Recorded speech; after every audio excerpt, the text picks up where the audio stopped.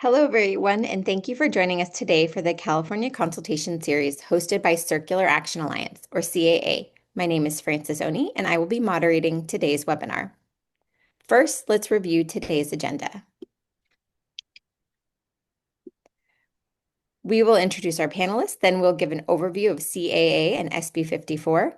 Next, we'll have a presentation on source reduction requirements, followed by the first Q&A period. Then we'll have a presentation on the source reduction plan, followed by a second Q&A period. We will end today's webinar by reviewing important next steps. Now, let's meet today's panelists. Oh, we'll have our legal disclaimer first. Today's presentation is intended for informational purposes only. CAA is not a law firm and does not provide legal advice. If you need legal guidance, please consult with your own counsel. Next slide. We want to underscore our commitment to compliance with federal and state antitrust laws. As participants, we need to avoid discussions around pricing, market allocation, or other topics that could create even the appearance of anti-competitive behavior. Next slide. Now we'll meet today's panelists. Emily Coven is CAA's California Executive Director. Lyle Clark is an environmental business consultant. Angela Dennis is a technical advisor. And Dave Lefebvre is a policy advisor for producer engagement. Next slide, please. I want to highlight a few important reminders. Today's presentation is intended for informational purposes only. CAA is not a law firm and does not provide legal advice. If you need legal guidance, please consult with your own counsel. Oh, sorry. A few housekeeping notes. Wrong part. The webinar is being recorded, and both the recording and the slide deck will be available on CAA's California Consultation webpage. After today's webinar, you'll also receive a link to a questionnaire. We encourage you to complete it within 30 days, as your input is essential to shaping a practical and effective program plan. Please use the Q&A feature to submit your questions, and we'll address as many questions as possible during the Q&A portion of the webinar. All participants will remain muted throughout this session. CAA provides updates on program plan development at the Producer Responsibility Advisory Board meetings, which anyone can attend by registering on CalRecycle's website. Next slide, please. We encourage you to register and attend the remainder of CAA's California Consultation Series webinars. And with that, I'd like to hand it over to Emily. Thank you, Frances. So today I'm just going to give a quick overview of CAA for those of you who are not familiar with our organization and who we are and what we do. So next slide. CAA is a producer-led nonprofit organization, and there should be a slide coming any second now that's going to show you the different producers that are our founding members that formed CAA. So those are kind of the companies behind us. Maybe some of you are on the webinar today. And our mission here is to implement effective EPR laws for paper and packaging in the US. Next slide, please.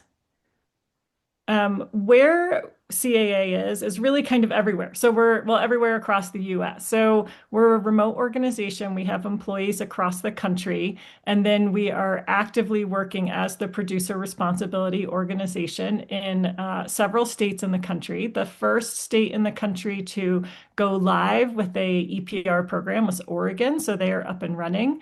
Colorado is going to be next. In California, here we're third, and then you can see that there are several more states coming along behind.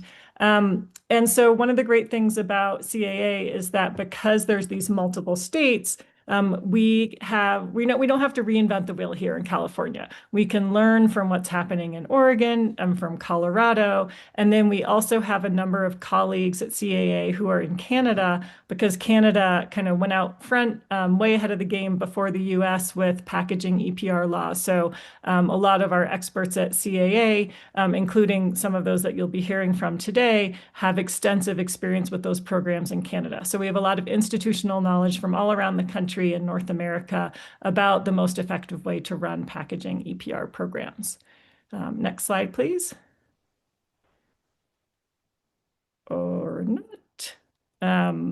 Okay, so what is a pro? For those of you who are not familiar with the concept of a producer responsibility organization. We do a whole bunch of things in the middle of a whole bunch of different people. So at the top of the clock here, this is what we're doing today. This is our consultation part of our process. So before we really do anything, we engage with communities, with interest holders. Really, our goal with this whole process is to talk to everyone who is going to be impacted by SB 54 and to get your feedback. So at the end of this webinar, you'll have the opportunity to fill out a questionnaire. You can fill it out anytime over the next month. Please, please, please fill it out. Getting your feedback is hugely important to our process to making sure that all voices are heard. As we're doing this consultation, we're also starting to plan our EPR plan. That's something that we'll be submitting to the state of California in the middle of June next year.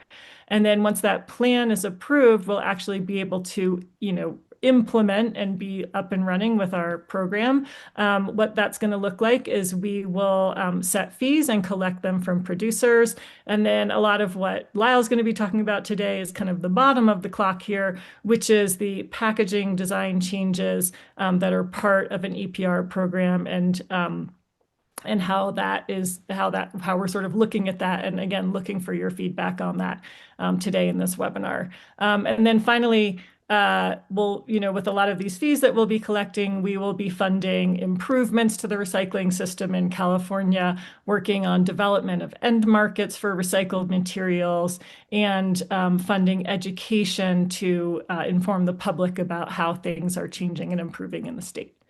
Next slide.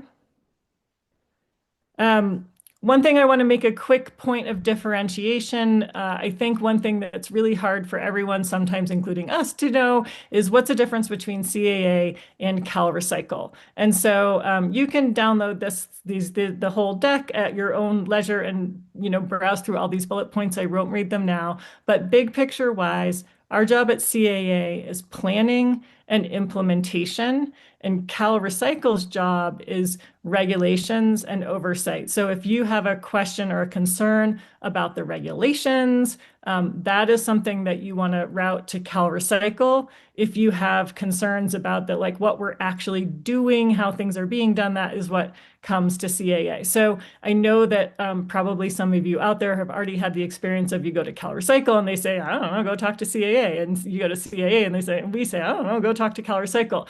We're trying to improve on that and make it more clear kind of where you go for what and, to whom. So, the more that we can educate everybody, hopefully that, streamlines some of the communication. Next slide, please. So for those of you who are not super familiar with the goals of SB 54, we are looking for a couple of things, or we are looking to achieve a couple of things. One is a reduction of single-use plastic by 25%, and that's going to be the focus of this webinar, with 10% of that coming from reuse and refill or elimination. We have a webinar next week on that component of it. And also recycling 65% of all single-use plastic, usually covered materials. Those are both sort of industry-wide obligations, so no one producer is required to reduce 25%, but across the entire industry that has to happen. I'm sure Lyle will be talking more about that. And so that obligation falls on us as the producer responsibility organization to ensure that happens. And then on the far right here, you'll see ensuring 100% of packaging is recyclable or compostable. Those are individual producer obligations. So every single producer out there is responsible for ensuring that that is the case with your packaging. These are goals by 2032. There are some stair-step goals along the ways in 27, 28, and 30. But as we build out our program plan, our primary focus is this endpoint of 2032 and how we are going to get there. With all of us working together towards that goal. Next slide. In terms of this consultation, we are effectively sharing with you today where we're at and then seeking your ideas that we can use to inform the program plan. So we want all ideas. We want big ideas. We want small ideas. There are no bad ideas. Tell us everything you think. The more that you participate in this process, the more that your voice is heard and reflected in the plan. I do want to comment to say that we do have some restrictions. So we are operating kind of inside a box, but we still can be super creative within this box. So legal and regulatory constrictions, everything we do has to be within statute, within the regulations. We have time constraints. We've got a big goal and it's in 2032. That is not a long time from now. So there's some great things that we could do that would take 20 years. We can't really put those in the plan because our plan is achieve this by 2032. Financial constraints, obviously, there's going to be a lot of money moving around as part of this program, but it's not infinite. And so we have to be very mindful about what costs we incur and be very efficient about how we spend any funds that are collected. And then finally, we are still operating within uncertainty. As some of you may be aware, the regulations have not been finalized. So, it's a tricky spot to try to make a whole plan when you're not sure exactly what the regulations are, but we are certainly doing our best and appreciate your input on that as well. And then finally, just wanted to make a quick note about the state of California. So on the next slide, California is a really big deal, as probably some of you are well aware. If it's not, no, sorry, if when this program is fully implemented in California, it will be the single largest packaging EPR program on the planet. California, I think, as many people know, is the fourth largest. If it was a country, it'd be the fourth largest economy in the world. So we're really big anyways. We got 40 million people, but even beyond the scale of the size of California itself, because this law is so ambitious, we're trying to do things that no one has ever done anywhere else. There's this impact beyond California that we can have if we do this right. So, I've heard all eyes are on California. The world is watching California. In the EPR world, that's really true. So, to the extent that my last ask, you'll get sick of me asking this, please participate. But when your voice is heard here in California, you have a chance to have impact beyond the boundaries of this state and really have an impact, for EPR really around the country and around the world. So with that, I will hand it over to Lyle to actually tell you what we're talking about today. Thank you very much, Emily. And before I go on, I would just like to echo what Emily has said about the ambitiousness of the California program. I've been in this space for 25 years, and what is being sought through this legislation is bigger, more impactful than any other EPR program in the world. And it is in the fourth largest economy in the world. And I would add, as a Canadian looking southward, the most dynamic and innovative economy that there is.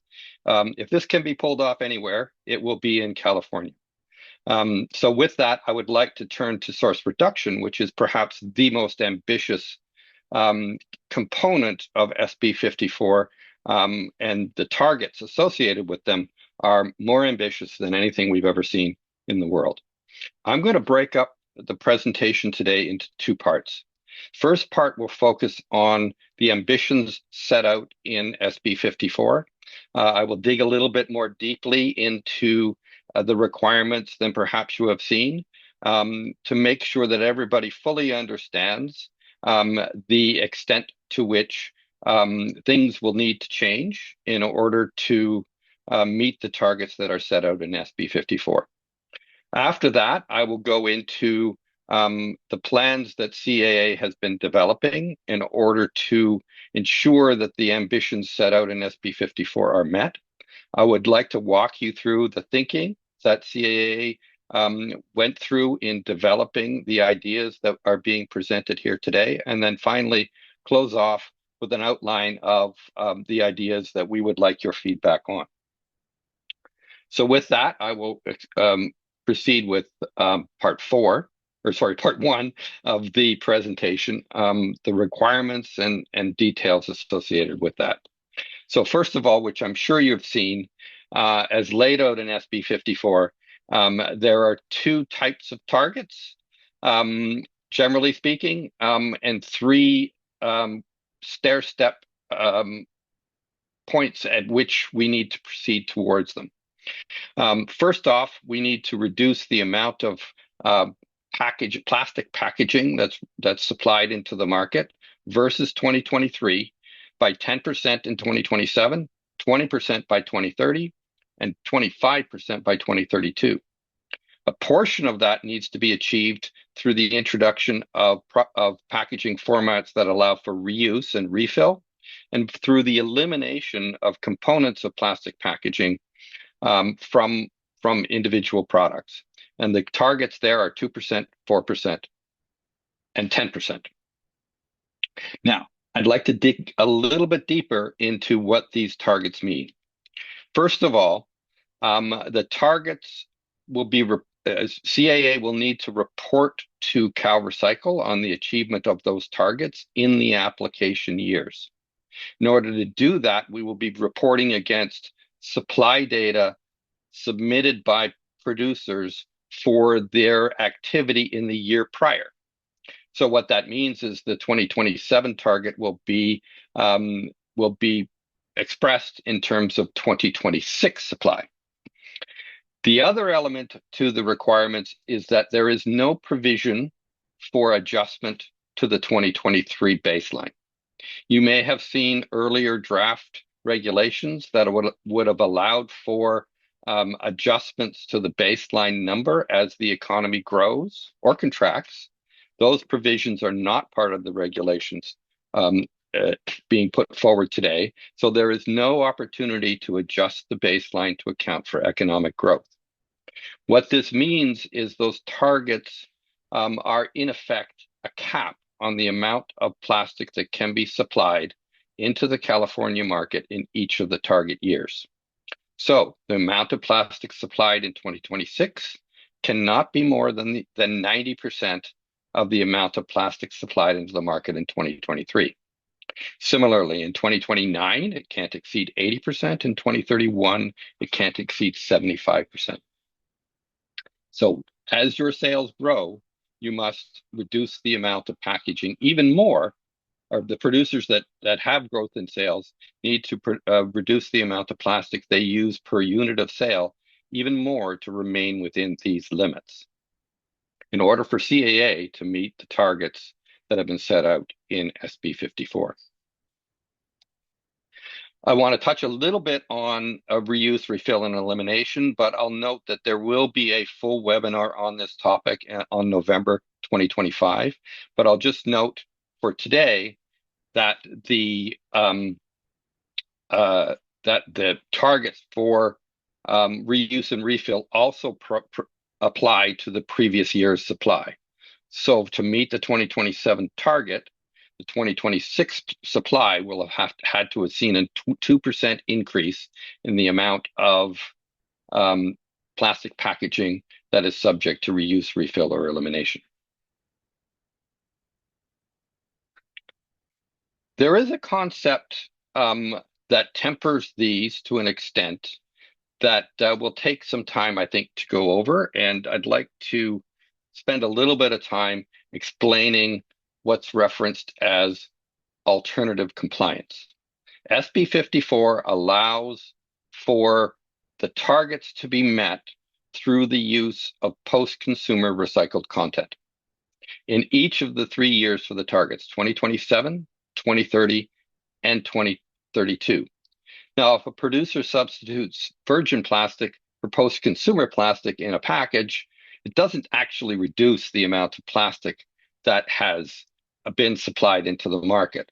But SB 54 allows CAA to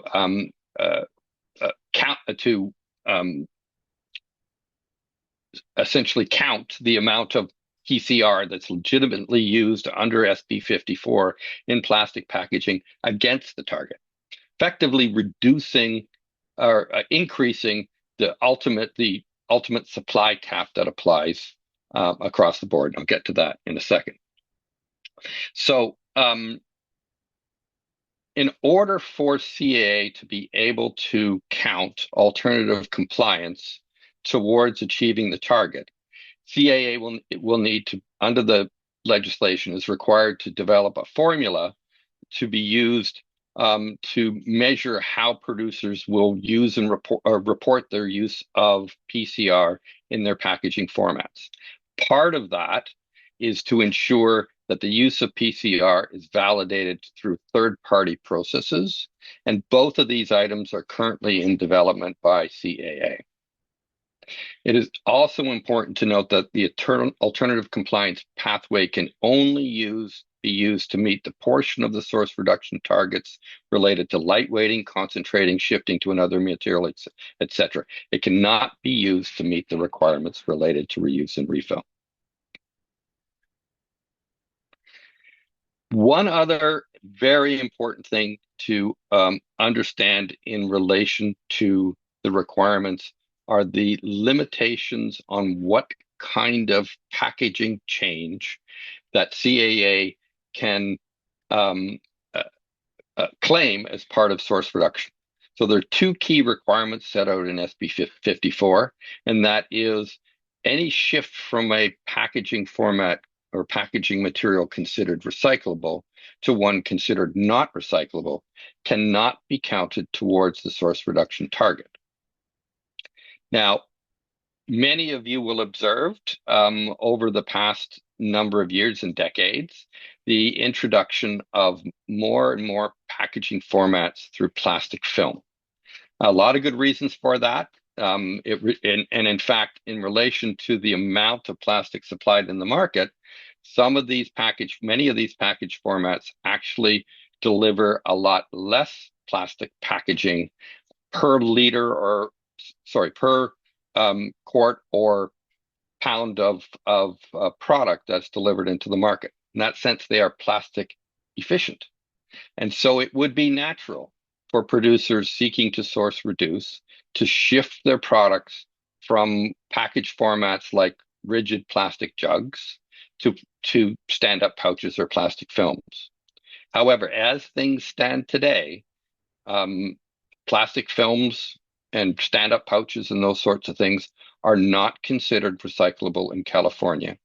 So a shift from a rigid plastic jug into a stand-up plastic film pouch, CAA could not count that towards the source reduction goals.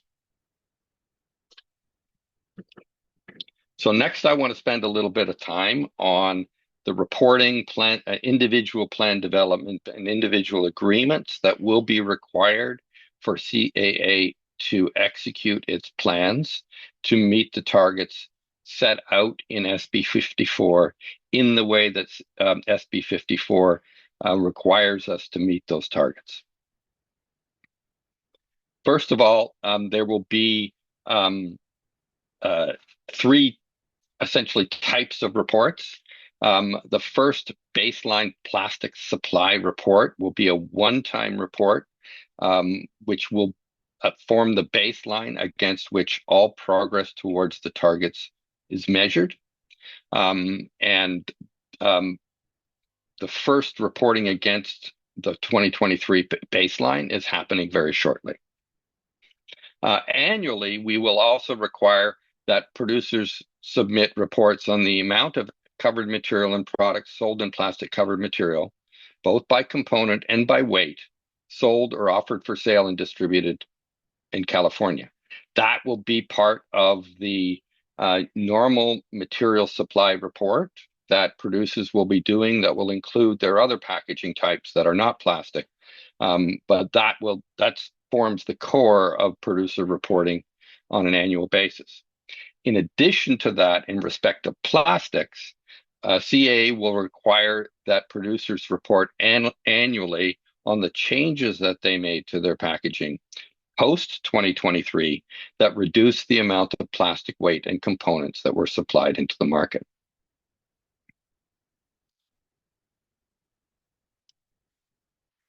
Furthermore, CAA will be required to gather data on the various pathways that producers have chosen to reduce the amount of plastic they supply into the market.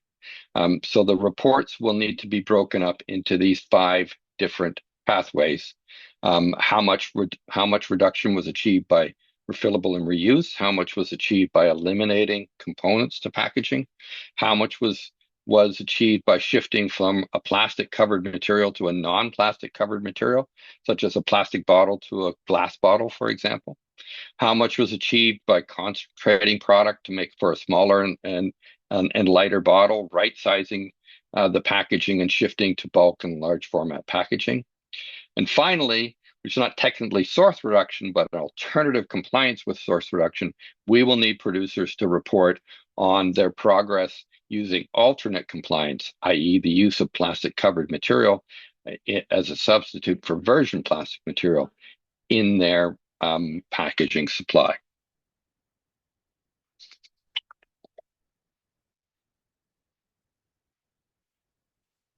In order to assist producers with the process of reporting against these individual requirements, CAA is developing a templated process that would make it as easy as possible for producers to report against each of these 5 pathways. The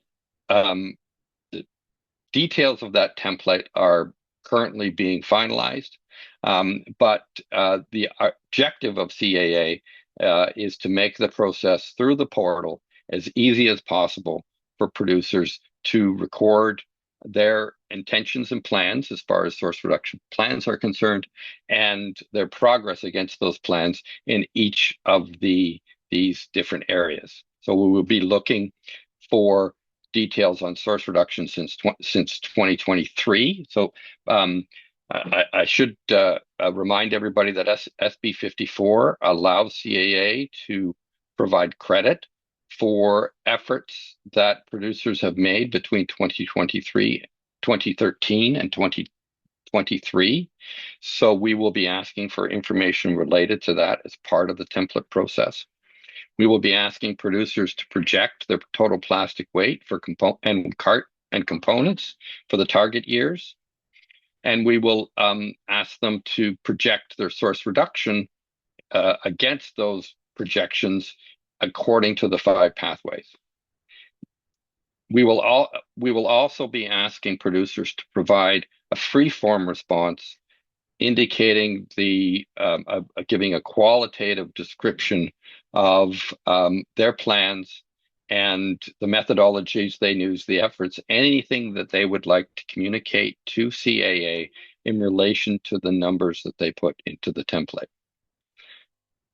We will also ultimately require attestations from producers in which the producers assure CAA that the specific requirements and details set out under the source reduction strategy have been met. This is really an overview of what to expect in the future. Future guidance will outline each of these in more detail. And as I said, we will seek to ensure that reporting against this template is as simple as straightforward as we possibly can for producers. So just to sum up the process we are following here, in November 2025, we are asking producers to report their baseline numbers for 2023 supply data for plastics only, so that we can establish the baseline against which the targets will be measured.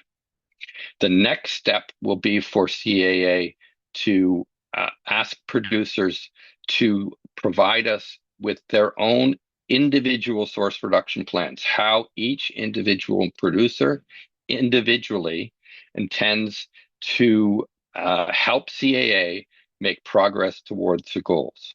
As Emily mentioned, the targets for 25% source reduction by 2023 are a target that applies to CAA, and it doesn't necessarily apply individually to producers. However, any producer that doesn't reduces their plastics at source by less than 20%, by definition means that all the other producers need to reduce at source by more than 25%. We are still working on the details associated with the individual source reduction and the timing associated with the submission of those plans. We hope to define those timelines as soon as we possibly can and provide producers with the information they need to complete those plans as soon as we possibly can. And when we have these timelines available, we will communicate to them in a timely way to producers. Once we receive those individual source reduction plans and the baseline reporting, we will use that data to put together our program plan that we will then submit for review in 2026. And that's June of 2026. So we have some 8 months from now to go through the process of developing and refining and submitting that plan for review. Once the plan is established on an ongoing basis, there will be two types of reports. Individual producers will report to CAA their yearly supply reporting and yearly reporting on their progress against their individual source reduction plan. CAA will compile that information so that it can submit an annual report to CalRecycle on the progress of producers collectively in achieving the overall source reduction plan for which CAA is accountable.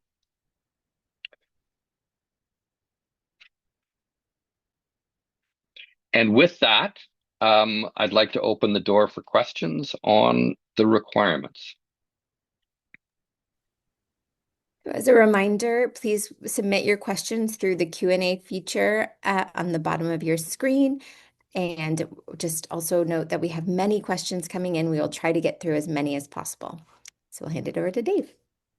Absolutely. And welcome, everybody. And we have a lot of questions, which is probably not surprising at all. Lyle, there's a few off the top that I might just answer as I ask, because they're just formalities and probably pretty easy to tackle. So will the November 4th webinar be recorded and shared? So I think they're referring to the reuse and refill webinar. Absolutely. It will be recorded. It will be on our website. So stay tuned for that. I believe all of the webinars that we are doing are going to be available as recordings. There's also a question about why is the baseline report still referred to as the plastics baseline report when other materials, example, paper packaging, are now to be submitted as well. Fair enough. It may be a little bit confusing. The baseline only pertains to plastic, but CAA has absolutely asked producers to please submit a full report. And the reason for that is we require the data. We need to know what the supply is that producers are putting into the marketplace.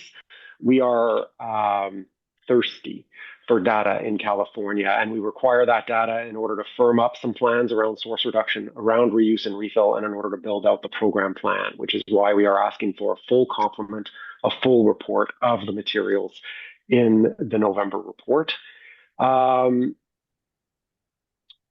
Lyle, when will the producer's source reduction plans be due? Or will it only be due as what was done versus what is planned? So let's start with the first part of that question. When are source reduction plans due? Well, as noted on the slide you see before you, we haven't settled on an absolute date for that yet. There are a number of factors that influence that. One is that the regulations are not yet final. So some of we still have some questions that are relevant to the individual source reduction plans that we need to answer in order to provide appropriate guidance to producers on the preparation of the individual source reduction plans. Secondly, we understand that you need data and you need more details on what is expected of producers in order to source reduce. I will be going through some of our ideas associated with that today, but I won't be going through specific numbers that will be relevant to the development of your source reduction plans. We need more time to do our modeling and our analysis in order to come up with those numbers, but we are very cognizant of the fact that you need more information about our plans regarding incentivizing source reduction before you can before you can prepare your individual source reduction plans. So that's a long way of saying we don't yet know the start date for the preparation of the source reduction plans, because we need to provide you with the information you require to develop those plans. Then on the other end of the equation, what we do want to do is provide producers with as much time as possible to complete the plans and get approvals and provide internal education within their companies about the source reduction plans, get alignment within their companies about those source reduction plans. We understand the process of devising a plan and getting alignment within companies, particularly large companies, against those plans is a time-consuming process. However, we are constrained by what's on the top right of your screen. We need to submit a plan for review in June of 2026. And we need time to digest the details of the source reduction plans in order to prepare our submission in June of 2026. So we're in a bit of a squeeze. All of us are in a bit of a squeeze. And so we are trying now to figure out how we can get the information you need to you as quickly as possible, A. B, when is the last possible date we can push this in order for us to receive, analyze, digest the data, and prepare our plan? And what's the delta between when you get your information and when we need the final plans? We frankly don't know the answer to that question yet, but we do know the importance to producers of maximizing that timeline. Well said, Lyle. So, and just to, I mean, as Lyle said, we absolutely empathize with the situation that producers find themselves in. We have guidance that will be forthcoming before the end of the year. That guidance will give clarity to producers on how best to meet the source reduction targets, the different measurements that are going to be at play. We're going to give producers plenty of time to develop their individual source reduction plans after that's issued, and stay tuned for that final date. Looking at my list of questions, how do efforts between 2013 and 2023 factor in if the baseline is 2023? Very, very good question. So whatever the plan, whatever we outline in terms of credits offered to producers who have made efforts between 2013 and 2023, however we may credit that, does not affect the amount of source reduction that we need to achieve post 2023. So it would be an acknowledgement of those efforts, but it wouldn't change the amount of source reduction that we need to achieve between 2023 and 2032. So it doesn't change the baseline, but the regulations set out an expectation for TAA to develop a process of recognizing the effort of many producers between 2013 and 2023 to reduce the amount of plastic that they use. Absolutely, and further to what Lyle was saying earlier in the presentation. So we've been given information from CalRecycle that it is indeed a firm cap on 2023 supply. As a result, when producers are thinking about source reduction that they have done between 2013 and 2023, in order to qualify for source reduction during that time period, you actually have to have a net reduction in the amount of supplied plastic that you put into the marketplace in 2023 as compared to 2013. So that's a tough order for producers to meet. Most producers will have seen their plastic usage grow during that time period, not the least because of greenhouse gas concerns and wanting to meet requirements in their sustainability strategies. The other element of the 2013 to 2023 is reuse and refill. So if a producer were to have done some reuse and refill prior to 2023, then that reuse and refill material would not be considered covered material and would not be included in your baseline. Lyle, the reduction goals detailed on slide 20, are they only for plastic, or does paper, fiber, or metal have its own goals? No, there are not goals associated with materials that are not plastic in terms of source reduction. So if you decide, for example, to shift your packaging from a plastic-based packaging to paper-based packaging, the plastic reduced as a result of that change would contribute to the source reduction goals, but the increase in paper as a result of that would not affect the achievement of source reduction goals. So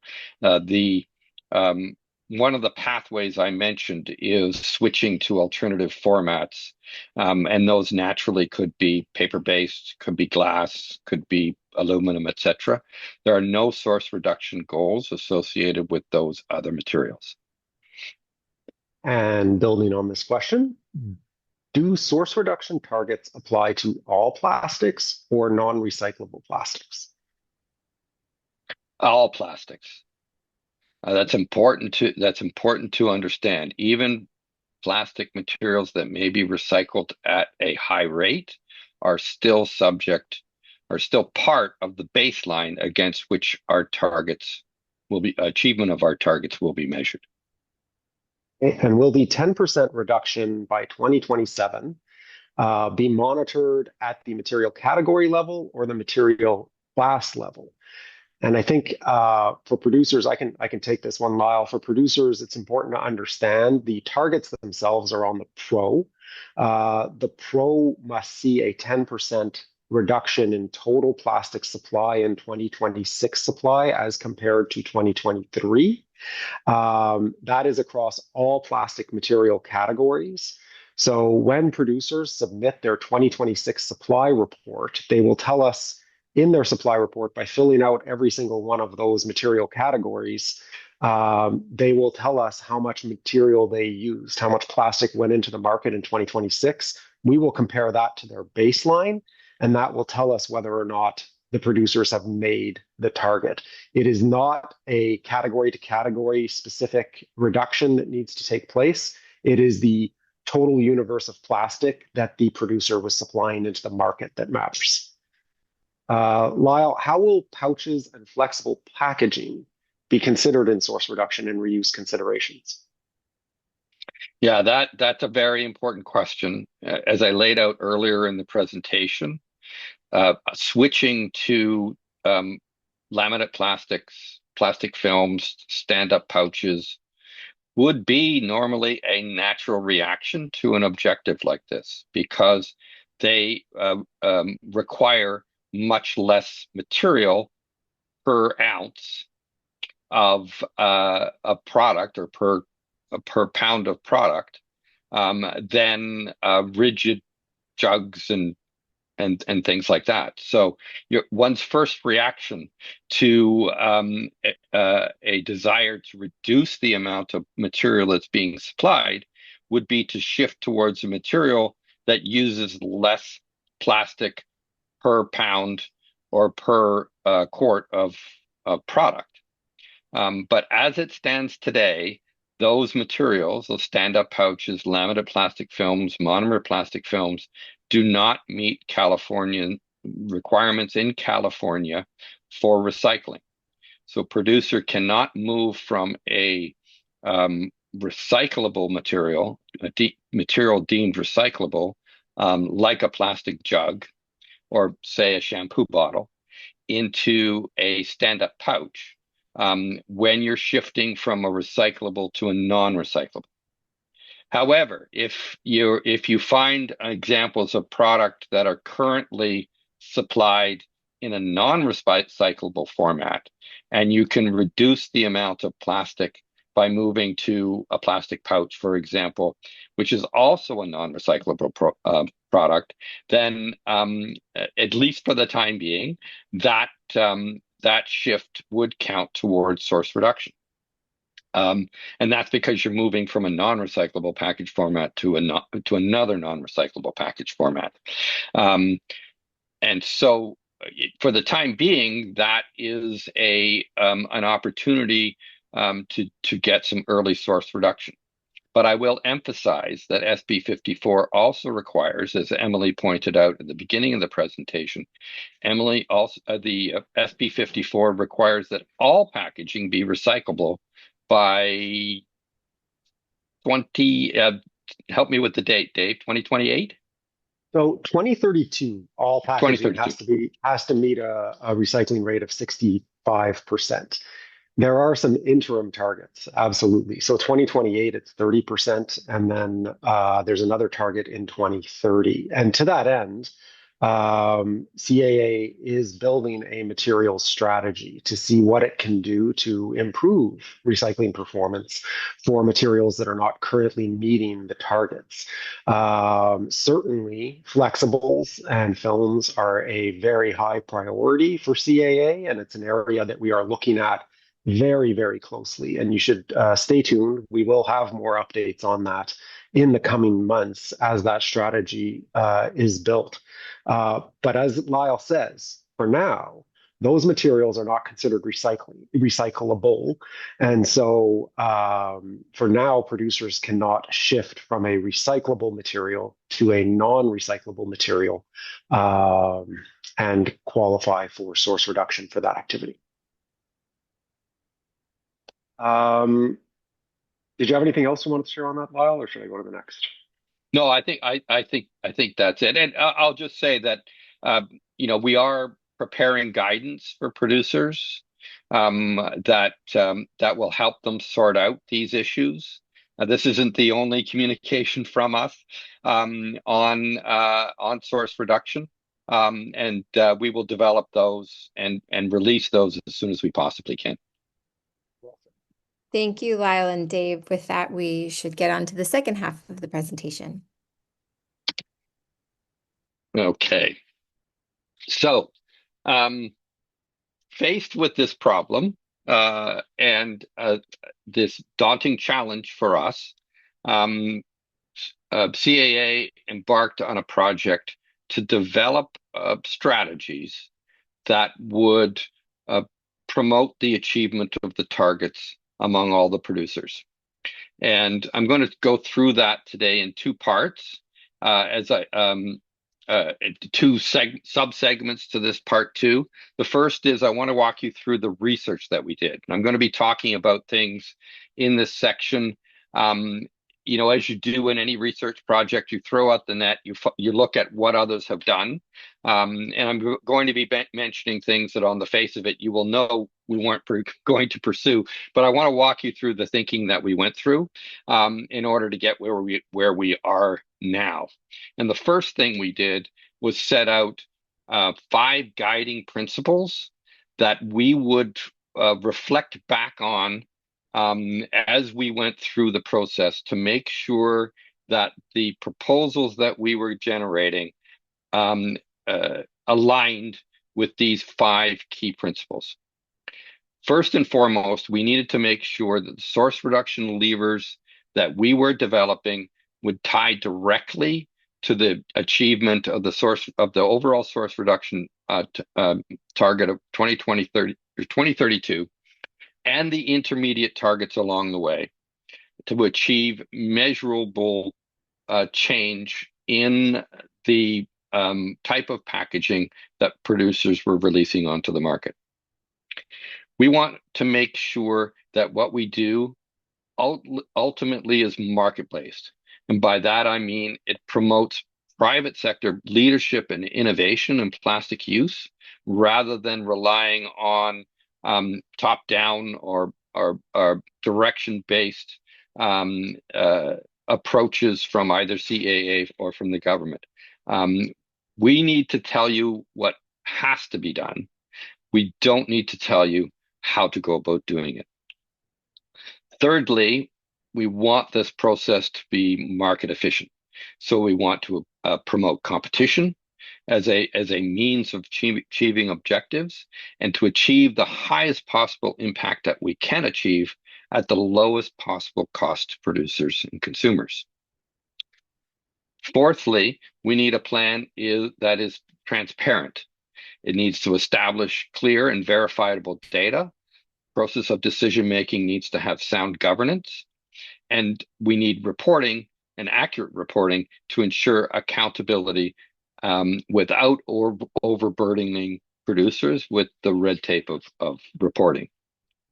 And finally, we need a process that is fair and seen to be fair by both large and small producers, and that the burden is shared without disadvantaging those with fewer resources.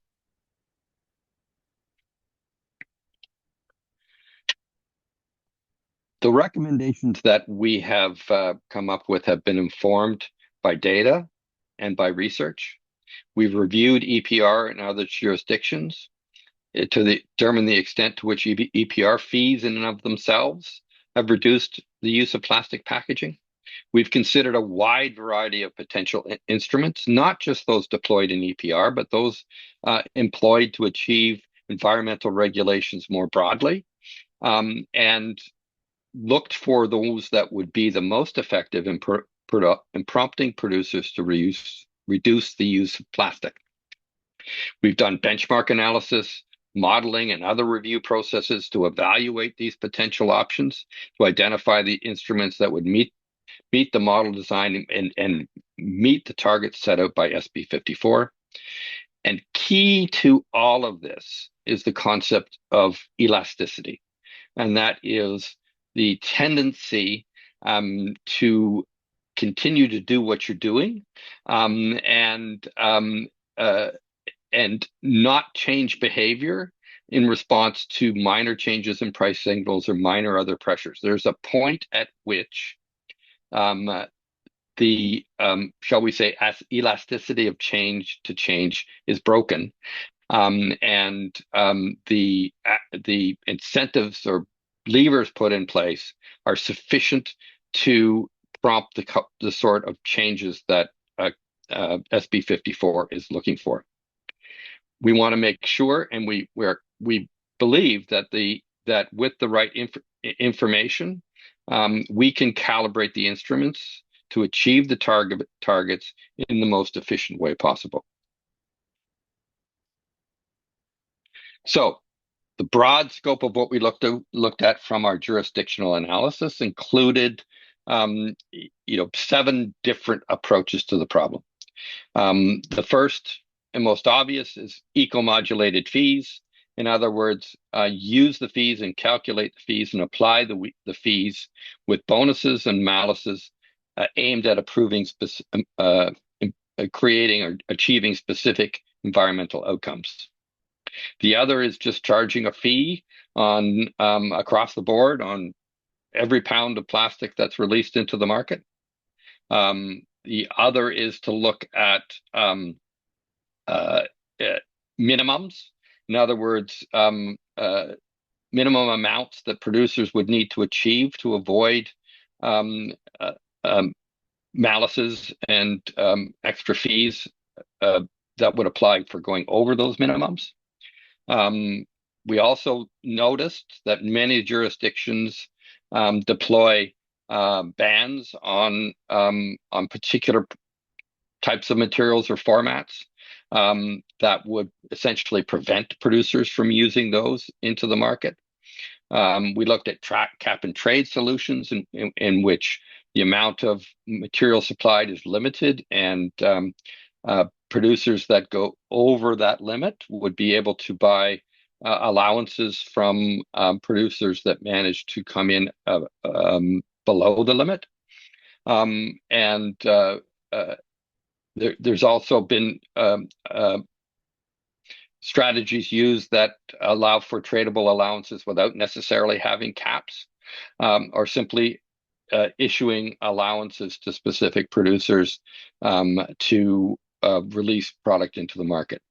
This is the range of things that we looked at, the range of things that that we thought we might we wanted to know and understand were out there, so that we could focus our attention on those that were within our scope of planning, and that would achieve the kind of results we were looking for.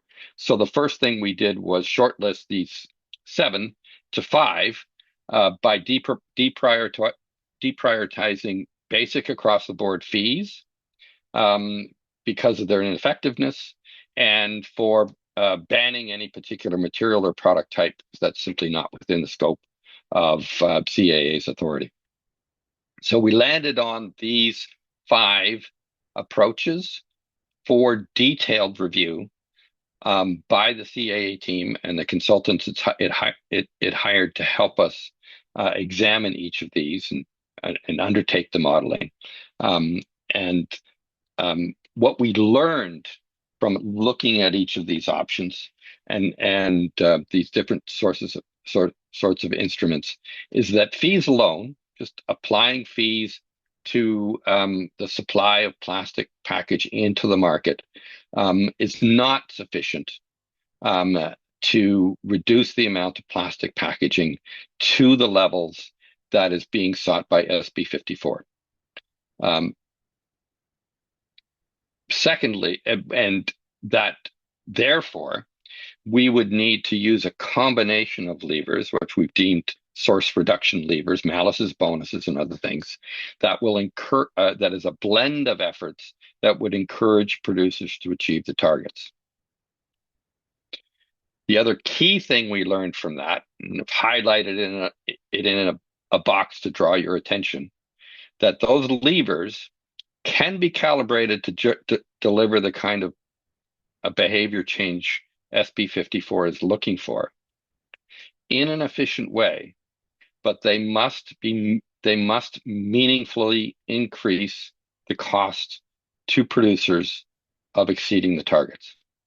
I'll get in a little more into how we're going to how we propose to do that later on, but this is a point I wanted to highlight for you before we get into the details.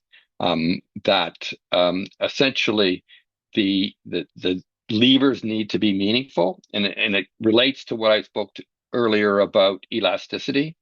If you're going to prompt the kind of innovation and change that SB 54 is looking for, and the California economy is capable of delivering, we need to use levers that would have a meaningful impact on the cost of not making those changes. We intend to, there's a lot we still need to learn, a lot of data that we are very hungry for, as Dave mentioned. We will be using that data on an ongoing basis in order to adapt and calibrate the source reduction levers to achieve the targets at the lowest possible cost. Based on the analysis that we have done to date, it would seem that effectively applied and calibrated, the source reduction levers I'm going to present to you later could enable producers and CAA collectively to have a program in California whose costs are comparable to EPR programs around the world, but achieve better outcomes. So let's spend a little time talking about the ideas that we've come up with that we would very much appreciate your feedback on today. But before getting to those details, I just want to level set a little bit, particularly for those who did not attend the fee setting webinar, just to lay out at a very high level how this fits into the fee setting process. Fees generally in EPR programs are, if you look at the top of your screen here, are a function of analyzing how much it costs to run the EPR program, how much revenue is achieved from the commodities collected in the recycling supply chain. There are adjustments generally to make sure that those who have a high recycling rate aren't paying more than their fair share of running the program. to determine the overall program costs, and the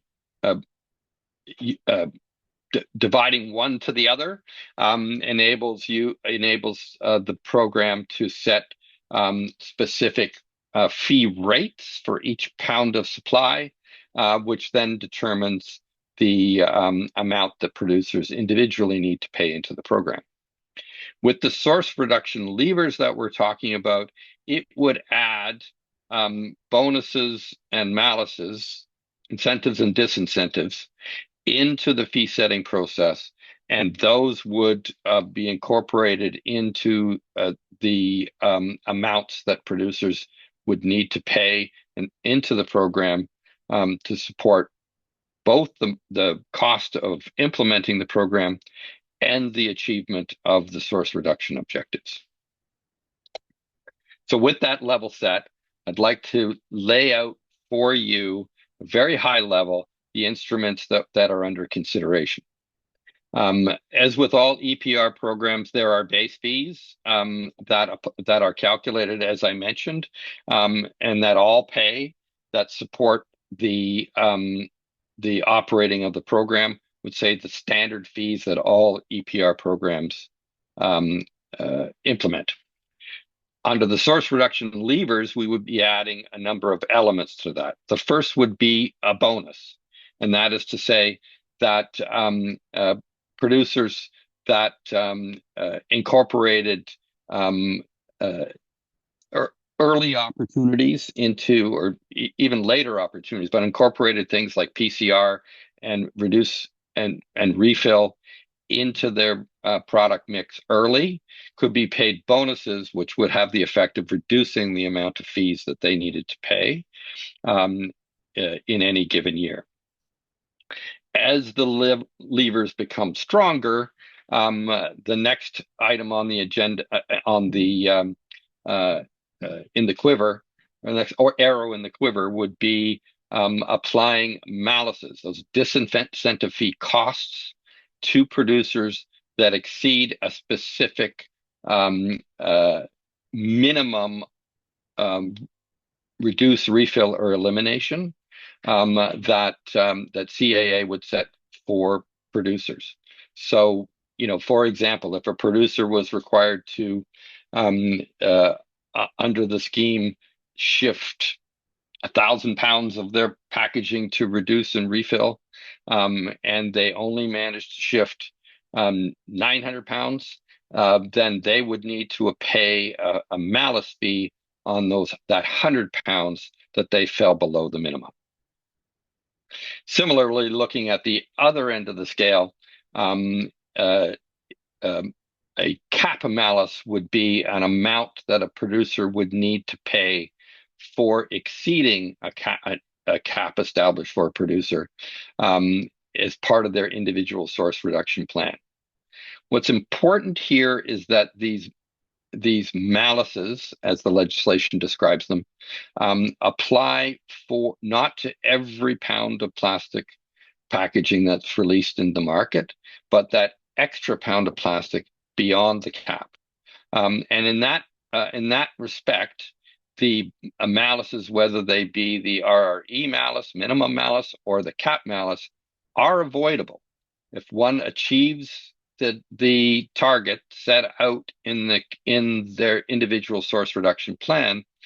No malices would be attracted, but as I noted earlier, the levers need to be meaningful. The malices that would apply for exceeding those targets would be significant and designed to provide as much incentive as possible for producers to meet the targets that are set out in their individual source reduction plans.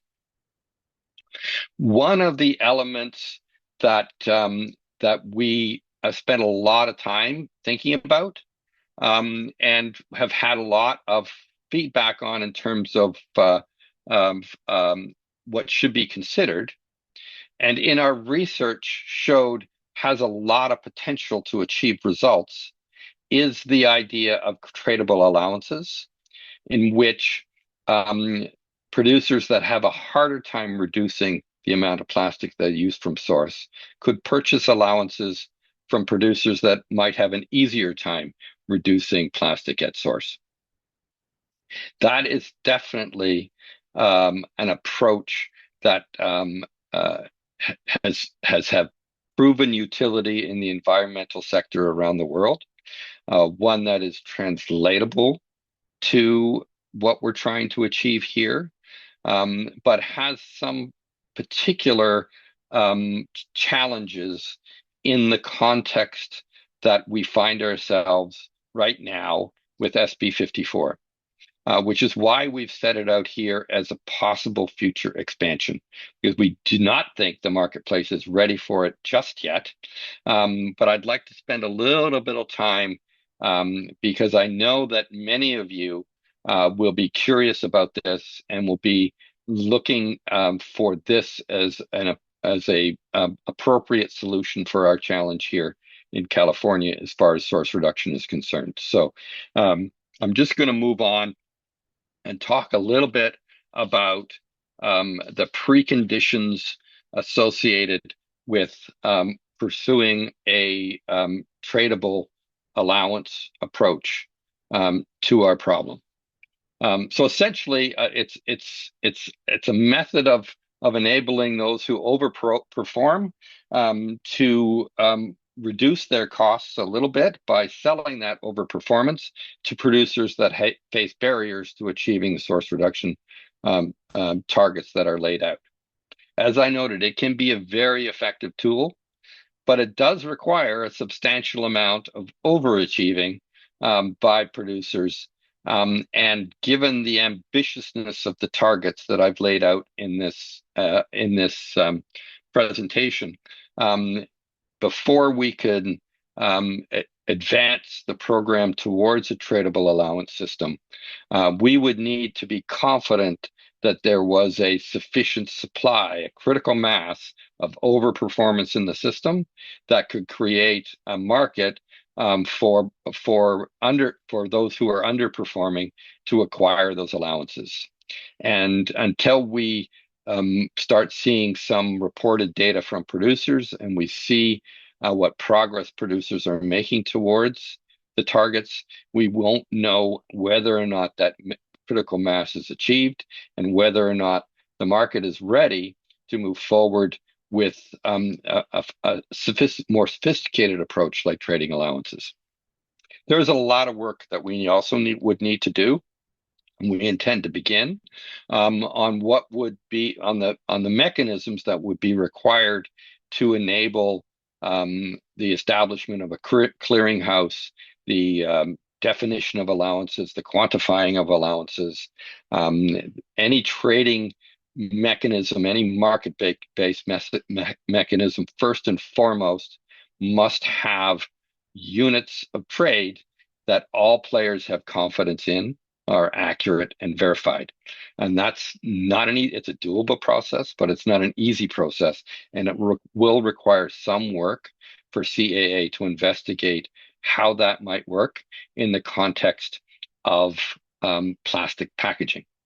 On a positive side, it's a lot easier to measure how much plastic enters into a market than how much carbon enters into a market, but there are many different types of plastic, and it will be very important to understand how those allowances were determined and calculated, and to make sure that those interested in purchasing those allowances had confidence that they were indeed valid and tradable commodities. We'll be looking in the early phases of this at the other source reduction levers we introduce, and work on developing appropriate measures and appropriate processes for a potential trading system when and if and when the conditions emerge for a tradable market in source reduction allowances. So with that, I think we can proceed even a little early. So there'll be an extra few minutes. Oh, sorry. Before we get into Q&A, I do want to remind you that there is an eco-modulation webinar coming up on November 6th. Believe it's the last of the webinars we are doing. We will be getting into more specifics about the source reduction levers in that webinar, and we will be laying out in more detail how the source reduction levers relate to the fee setting process, and in particular into the broader issues of eco-modulation that are factors in EPR programs emerging throughout the country. So with that, then I will turn back to Dave, and or Francis can turn us over to Dave for some Q&A. Thank you, Lyle. Yes, and as a reminder, again, please submit your questions through the Q&A feature, and we will get to as many as possible. Dave. Yeah, there's a lot of questions, Lyle. You have ignited an interesting array of inquiries. So let's get to those and see what we can do. This is the purpose of today. I am just going to shift my screen over. So we got a bunch of questions on one particular theme, which is about penalties. And one of the challenges we have is these questions come in and then you might present on the particular topic, but I want to make sure we cover them properly. So off the top, I think I should just ask, confirming that each producer needs to meet a source reduction mandate, or does the law require that CAA meet the total, and this is how CAA proposes to enforce among individual producers? Yeah, it's a very good question, and you're very right. The target applies. The targets apply to CAA, and CAA is the entity that will be held accountable by CalRecycle if the targets aren't met. However, CAA cannot meet the targets unless the producers meet the targets. And so our plan is, through the individual source reduction plans, to agree to essentially have each of the individual producers put forward plans that collectively will meet the targets. But we are under no illusions that those source reduction plans will meet the targets without CAA establishing source reduction levers that will incentivize producers to develop plans that will meet the targets. So that's essentially what was laid out in that chart.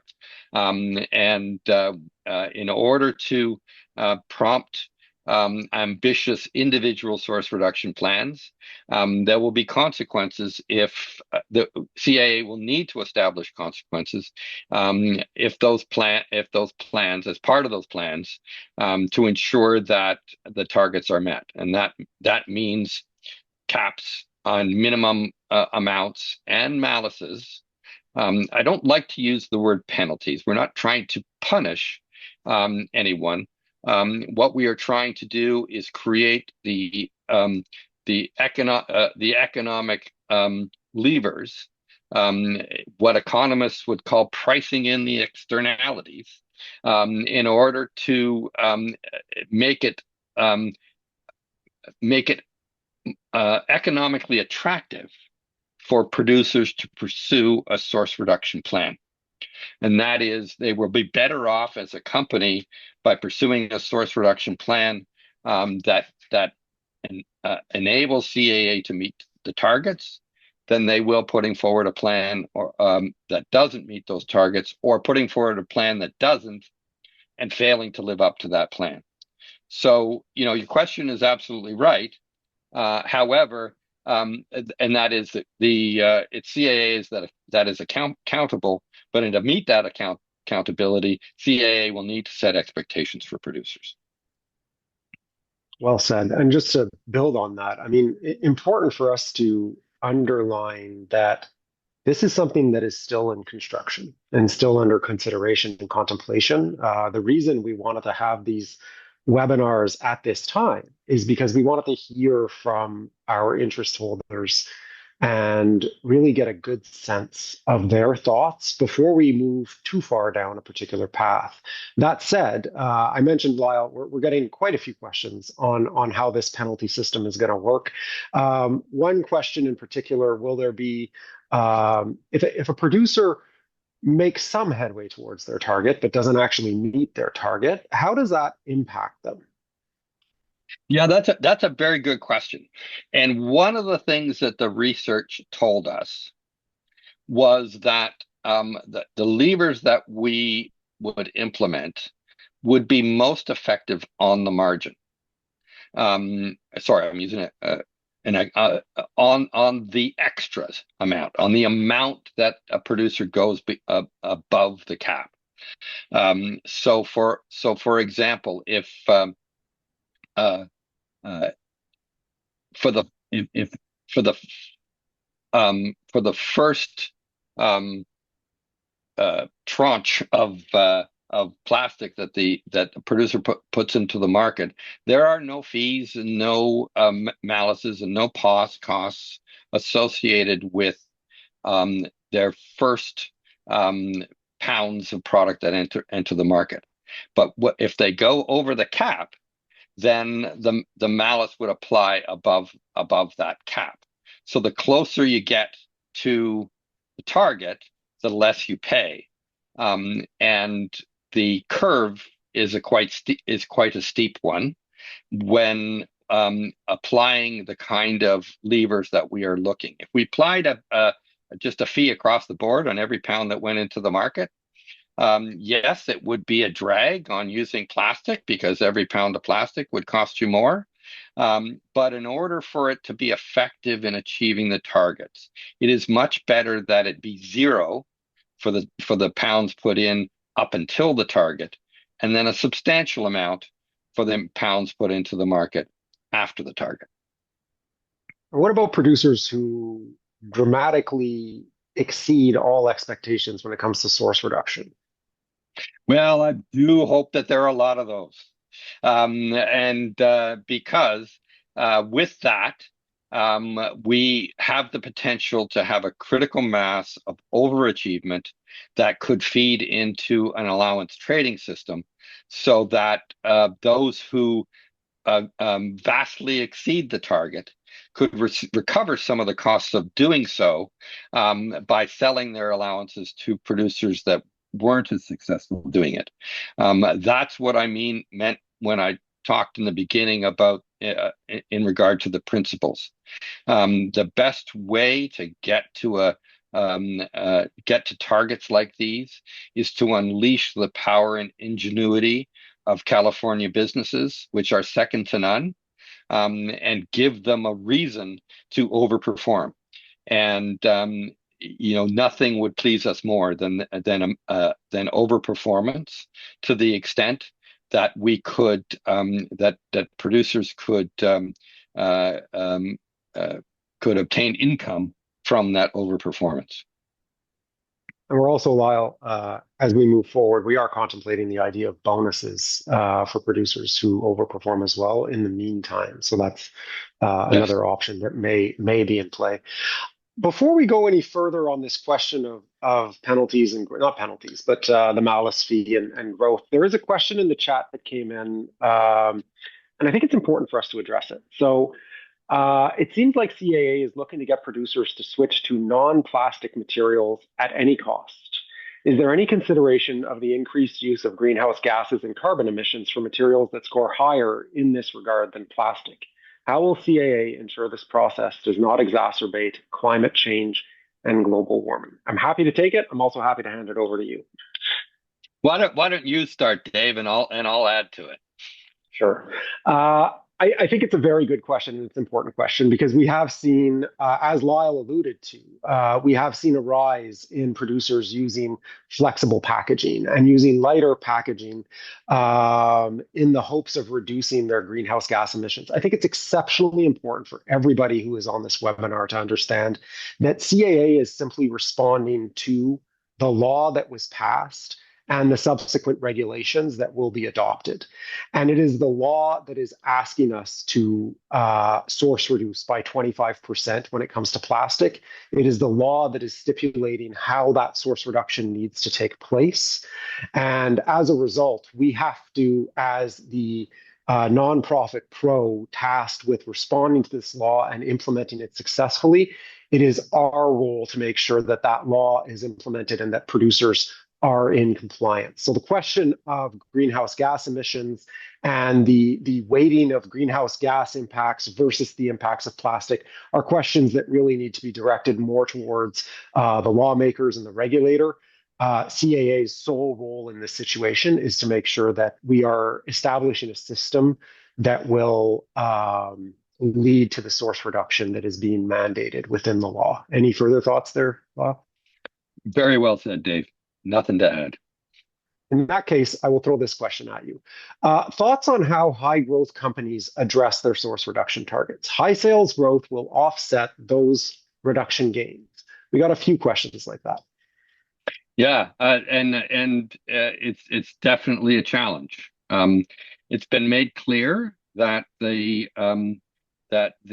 targets relate to the 2023 supply, and that there will not be that there not be an opportunity for us to change the baseline to accommodate growth in the California economy.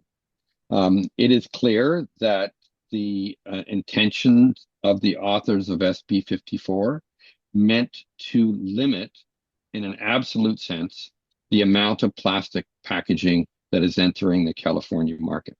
That does have the effect of increasing the amount of source reduction that needs to be achieved as the economy grows in order to meet the targets. And so, to Dave's point regarding greenhouse gas emissions, this is the law that the legislators have put before us.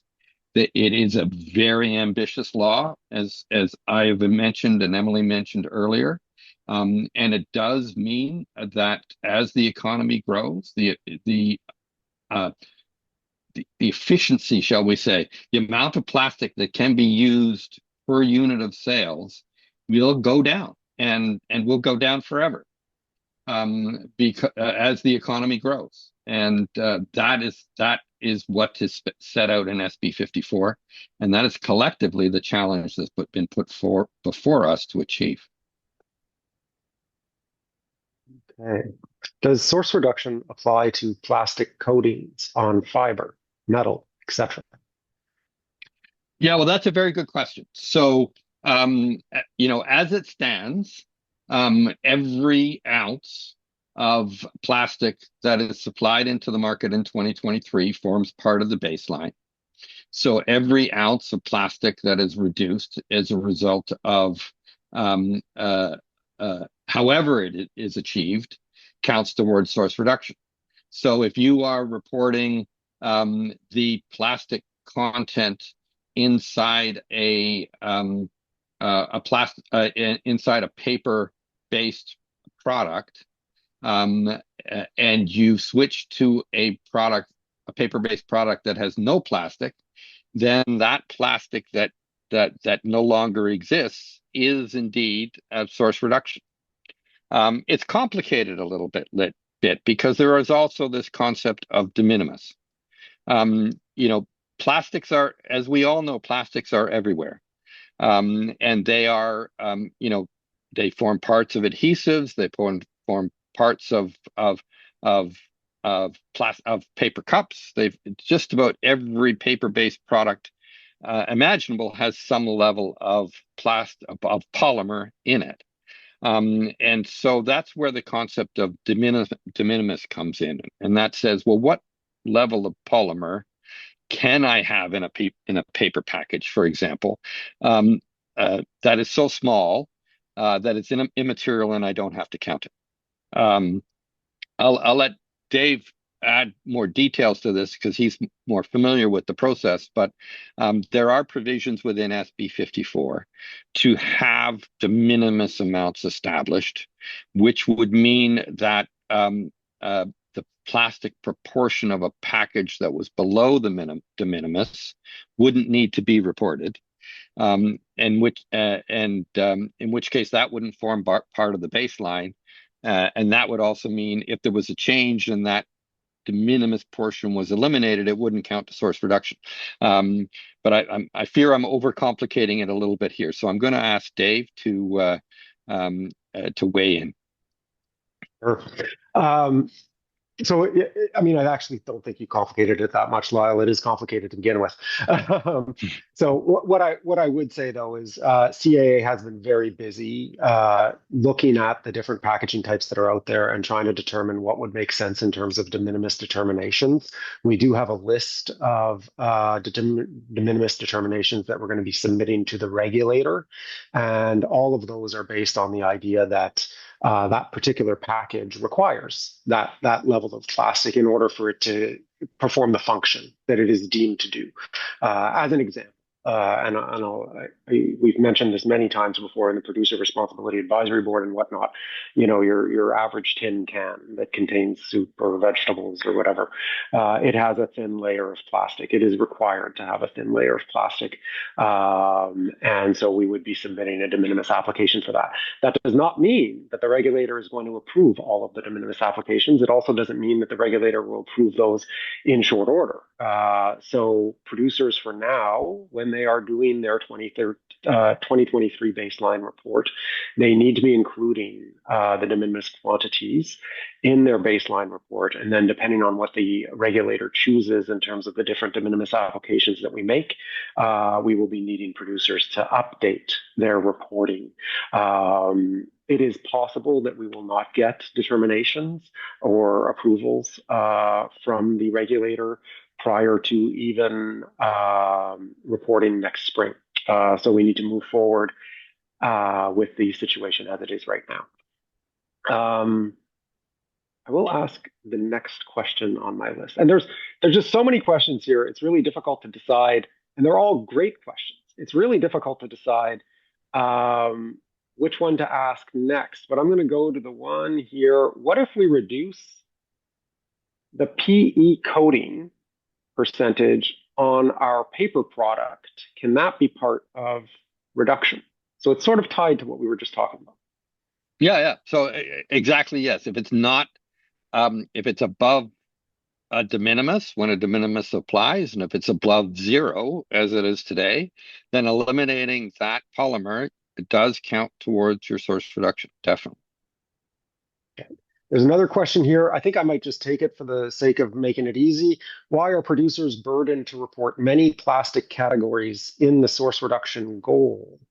If the source reduction goal is at an all plastic aggregate level. So I just want to make sure that everybody's clear. There is a bit of, there are different reporting requirements in California. So the first thing that is required, and the thing that we're asking producers to do before November 15th, is report their baseline supply. That is all 95 material categories. It includes the non-plastic and the plastic. That reporting needs to happen before November 15th. There will be an opportunity for producers to also report in the new year, but we really need that data in order to continue with our plans and firm up our approach on source reduction specifically, as well as other things. Come spring, we're going to be asking producers to likewise report according to those 95 categories, and that will begin the annual reporting of supply that producers have to do every year. So producers are required to report their supply based on every single one of those categories because it's a mandate within the statute and within the regulations, and it's how we as a pro will create the fee setting methodology or allocate the costs of the program through the fee setting methodology to all of the producers. That's why producers have to report all of the different plastic categories. The aggregate level is how the pro is measured on whether or not it meets the source reduction targets overall. So the 10% in 2027 up to 25% in 2032. Next question. Isn't the point of actually, Dave, if I could just add to that, though, for source reduction, though, it applies to the plastic category as a whole, but we do need producers to report against the 5 pathways I described, and tell us to what extent their source reduction came from reduce and refill versus elimination versus lightweighting, et cetera, et cetera. So that's another layer to the reporting that will be required. Good point, Lyle. And producers who are already engaged in the process know that we've provided a template for reporting. Likewise, we are currently working on, and we'll have a template that we will provide to producers to facilitate their organization when it comes to reporting their source reduction plans and their source reduction results. So all of that will be forthcoming in the next few months. Francis. Thank you, Dave. Thank you, Lyle. If we can move to the next slide, please. Thank you all for joining us today. We appreciate your time and participation. The next step is to provide your feedback. Your feedback is very important in developing a robust and effective plan for achieving California's ambitious recycling and packaging waste reduction goals. Please complete the questionnaire using the link provided in the chat. You will also find a link to the questionnaire in an email following this webinar, or you can access the questionnaire by using the QR code on your screen. To do that, simply open the camera app on your smartphone or tablet, point your camera at the QR code on the screen, and then tap the link that pops up. That will take you directly to the questionnaire. Please submit your responses by 11:59 Pacific time on November 30th. We look forward to receiving your input.